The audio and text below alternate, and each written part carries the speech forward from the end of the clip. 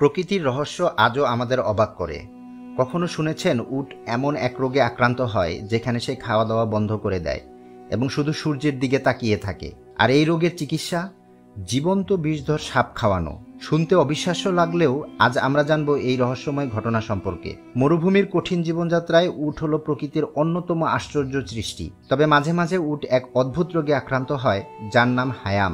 এই রোগ হলে উট কোনো খাবার খেতে চায় না, দৃষ্টিহীনভাবে সূর্যের দিকে তাকিয়ে থাকে যেন সে এক অন্য জগতের বাসিন্দা। এমন অবস্থায় মরুভূমির মানুষেরা এক অদ্ভুত চিকিৎসা পদ্ধতি ব্যবহার করে। উটকে জীবন্ত বিষধর সাপ খাওয়ানো হয়। কিন্তু কেন সাপ খাওয়ানো হয়? বিশ্বাস করা হয় সাপের বিষ উটের শরীরে প্রবেশ করলে তার তৃষ্ণা বেড়ে যায় এবং সে অবশেষে পানি পান করে, যা তাকে ধীরে ধীরে সুস্থ করে তোলে।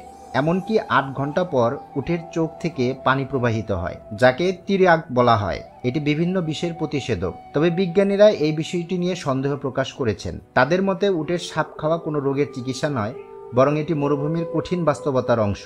উট প্রাকৃতিকভাবে অনেক ধরনের বিষাক্ত খাবার খেতে সক্ষম, এমনকি সাপের বিষও তাদের জন্য তেমন ক্ষতিকর নয়। এই কারণেই মরুভূমির মানুষদের এই বিশ্বাস আসতে পারে। বিজ্ঞান হোক বা লোককথা, প্রকৃতি আমাদের বারবার বিস্মিত করে। উটের রহস্যময় জীবনযাত্রা, তার রোগ এবং সাপের অদ্ভুত সংযোগ সবকিছুই আমাদের জানায় যে বিশ্বে এমন অনেক কিছু আছে যা আমরা এখনো পুরোপুরি বুঝতে পারিনি। মানুষ যুগ যুগ ধরে প্রকৃতির সঙ্গে মানিয়ে নিয়েছে এবং প্রতিটি অঞ্চলে ভিন্ন ভিন্ন বিশ্বাস ও চিকিৎসা পদ্ধতি তৈরি হয়েছে। আজকের এই গল্প আমাদের শিখিয়ে দেয় যে প্রকৃতি সবসময় আমাদের অবাক করবে, শুধু আমাদের উচিত তা গভীরভাবে পর্যবেক্ষণ করা। আপনার মতামত কি? আপনি কি বিশ্বাস করেন উটের সাপ খাওয়ার রহস্য বিজ্ঞানসম্মত? কমেন্টে জানান।